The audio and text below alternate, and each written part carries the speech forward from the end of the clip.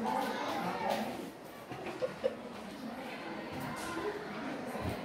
assalamualaikum warahmatullahi wabarakatuh, Ibu. Waalaikumsalam warahmatullahi wabarakatuh. Jadi hari ini sehat, Bu? Sehat, alhamdulillah. Ya, jadi baik. Jadi adapun agenda kita hari ini melakukan diskusi, Bu, yaitu mengenai kesiapan kita di supervisi ya, yaitu di mana Ibu barangkali dalam hal ini akan meminta saya ini untuk membantu Ibu dalam ruang kelas melakukan observasi terhadap beberapa hal yang Ibu akan lakukan. Oleh karenanya barangkali ada beberapa hal yang harus kemudian kita bangun kesepakatan dulu, bahwa apa-apa yang kemudian nanti dilakukan dalam ruang kelas itu, apa-apa yang ingin Ibu simulasikan, hal-hal baru apa yang ingin Ibu kemudian sampaikan, dan itu boleh jadi menjadi rujukan dan referensi. Tentunya saya juga harus mengawali Ibu bahwa observasi ini dilakukan itu bukan pada bagaimana mencari kesalahan atau apa semua, tetapi bagaimana kita dapat melakukan evaluasi, membangun indikator-indikator yang mampu kemudian menilai sehingga nanti ada refleksi tindakan yang bisa dilakukan. Oke, saya kira seperti itu. Nah, kira-kira bagaimana kesiapan Ibu sekarang ini dari Bapak ya? Makanya saya datang untuk memohon untuk bisa diobservasi kapan waktunya Bapak ada. Semua bahan-bahan yang Ibu akan lakukan nanti di ruang kelas itu sudah disiapkan ya? Nah, itu yang perlu saya tahu. Apa-apa yang kiranya jadi disiapkan. Oke, tidak apa-apa Ibu begitu. Tapi gini, saya akan balik bertanya seperti ini. Sebenarnya adalah yang kami harapkan adalah bahwa Ibu memiliki sesuatu yang Ibu persiapkan sendiri, yang Ibu sudah ancang-ancang akan melakukan, mau 10 bahan, 11 bahan atau banyak bahan, itu Ibu yang ukur, bukan kami. Bukan kami. Jadi bukan kami akan bersiapkan itu, jadi gitu ya. Jadi sesuai perangkat yang sudah disusun, itu yang mau dilihat, kemudian bagaimana proses dalam pembelajaran. Iya. Intinya adalah apa yang ingin Ibu lakukan di dalam ruang kelas itu, apa yang Ibu harapkan muncul pada saat nanti Ibu mengajar di anak peserta didik kita, itu yang nanti barangkali kita akan sepakati. Misalnya gini, misalnya kalau Ibu nanti tuh Pak ya, kalau saya mengajar itu di pendahuluanku itu begini modelnya, sehingga nanti pada saat saya mengobservasi, oh iya tahu karena kita sepakat begini modelnya, muncul betul lagi ini modelnya pada saat mengajar. Nah gitu. Oke, mungkin Ibu sudah bisa paparkan kesepakatan itu atau hal-hal yang menurut bayangan Ibu akan ada di dalam ruang kelas terjadi. Yang pertama adalah RPP yang saya gunakan, karena di mana RPP saya itu akan ada pendahuluan, kemudian akan ada pembahasan materi, kemudian akan ada penutup. Itu yang ingin saya, supaya Bapak melihat apakah sudah itu terlaksana ya? Ya, sudah sesuai dengan sampai ada yang tertinggal atau bagaimana? Ya, betul. Di dalam proses pendahuluan itu ada tidak hal-hal yang Ibu ingin tekankan bahwa tolong ya Pak, pada saat kita observasi di pendahuluan ini dinilai apakah muncul hal-hal yang seperti ini? Kira-kira apa yang muncul apa yang dibayangkan di pendahuluan yang Kalau di pendahuluan adalah salam pembuka, tentunya memberikan salam untuk anak-anak, kemudian melihat situasi anak-anak apakah sudah siap. Oh ya, mempelajari situasi ya, kesiapan belajar anak. Kesiapan anak belajar. Kemudian pemaparan tujuan pembelajaran pada saat itu. Kemudian berarti kejelasan tujuan maksudnya ya. Tujuan pembelajaran, kemudian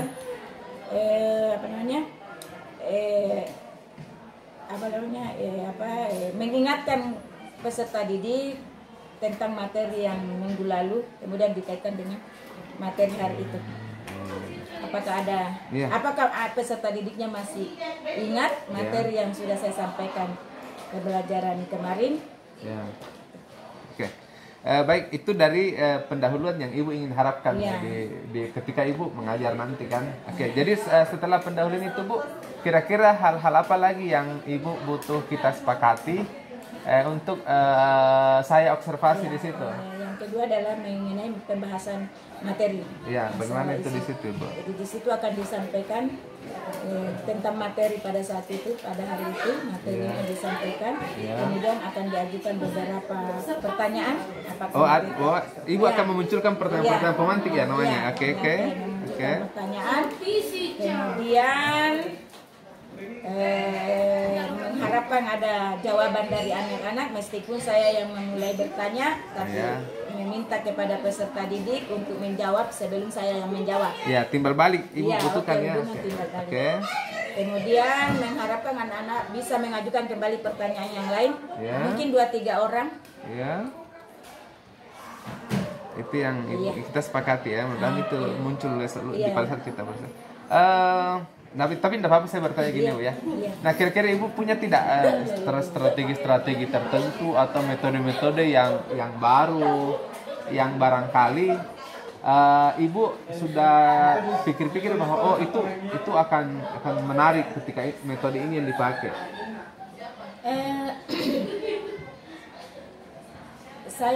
Saya ingin memberikan satu media, di mana media tulis ya istilahnya, karena saya akan memberikan dalam bentuk kertas, memberikan di situ satu bentuk soal, apakah mereka mampu menjawab setelah mereka mendapatkan penjelasan. Selain media itu ada lagi metode atau strategi yang lain yang Ibu lakukan? Sebenarnya banyak, cuma untuk pada saat itu saya ingin menggunakan PowerPoint. Cuma tidak ada ini fokus. Tapi begini Bu, barangkali pada saat Ibu mengajar hal-hal apa ketika sudah proses pembahasan ini, pembahasan materi ini, kira-kira menurut Ibu kira-kira hal-hal apa yang paling penting diperhatikan itu, atau Ibu biasanya itu memperhatikan hal-hal yang seperti apa di ruang kelas? Saya memperhatikan anak-anak yang kalau dia diberikan soal secara berkelompok, berdiskusi, saya perhatikan kerjasamanya dengan diantara mereka, diantara kelompoknya, kekompakan mereka. Kemudian itu yang saya perhatikan. Yang kedua saya perhatikan jawaban mereka. Kemudian yang terakhir adalah mereka mempresentasikan di atas. Begitu alurnya ya. Anggaplah gini. Misalnya kan biasa itu bilang ada anak-anak yang nakal itu tanda kutip ya. Istilahnya barangkali dia memiliki sebuah kreativitas yang berbeda dari yang lain. Istilahnya kreativitas mungkin yang barangkali sedikit mengganggu teman yang lain, tapi itu bentuk kreativitas mereka. Nah kira-kira hal-hal semacam itu pernah tidak barangkali kalau bisa ya Ibu berbagi ke saya, supaya nanti saya bisa menduga ternyata Ibu melakukan tindakan seperti ini pada saat ada anak yang mulai mungkin tidak fokus atau apa itu. Nah, kira-kira hal seperti itu biasa tidak? Kalau ada anak-anak yang seperti itu selama ini kan, saya hanya memperhatikan. Nanti saya lihat 2-3 kalinya, nanti ketiga kalinya baru saya tegur. Kalau hanya 1 kali mereka pindah tempat, mereka pergi bertanya, saya biarkan dulu. Jadi kalau merasa temannya yang didatangi sudah merasa terganggu, baru saya datangi. Ada apa, kenapa? Tapi artinya adalah bahwa ketika proses observasi nanti dilakukan, ketika hal ini terjadi lagi, maka barangkali tindakan yang akan Ibu ambil tetap itu yang sama. Iya, seperti itu karena kalau saya perhatikan mereka mampu untuk tidak lagi, artinya mujarab. Nanti ketiga kalinya baru saya tegur karena mujarab untuk tidak lagi berbuat. Oh gitu. Iya.